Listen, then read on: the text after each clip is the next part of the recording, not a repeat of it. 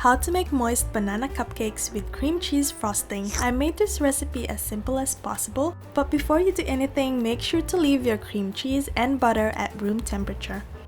In a large bowl, sift 1.5 cups of all-purpose flour, baking powder, baking soda, and salt. Mix everything together and then set this aside for now. We need 3 ripe bananas in total for this recipe. Peel and place it in a bowl and then mash it using a fork. When choosing a banana, make sure to use the ones with a lot of brown spots, but don't use rotten bananas though. Add white sugar, an egg, and oil, or you can also use melted butter.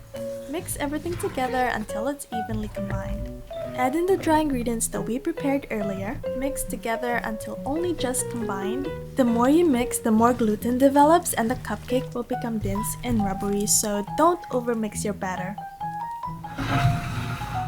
Place 12 cupcake liners on your baking pan, then spoon the batter into the cupcake pan filling just above half of the cupcake liners.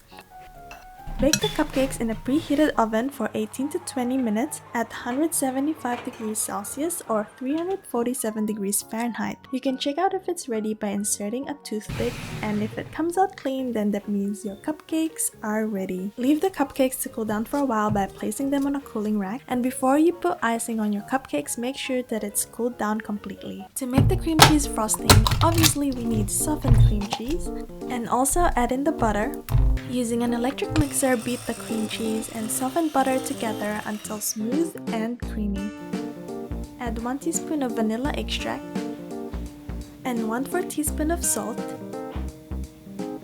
and then mix it again until it's well combined. Add in the powdered sugar and mix everything together until it's fully combined. Keep the speed on low to make sure that the sugar doesn't go everywhere. Scrape down the sides of the bowl using a rubber spatula to make sure that we mix all the powdered sugar in the icing mixture. Mix it again until it's smooth and spreadable like this.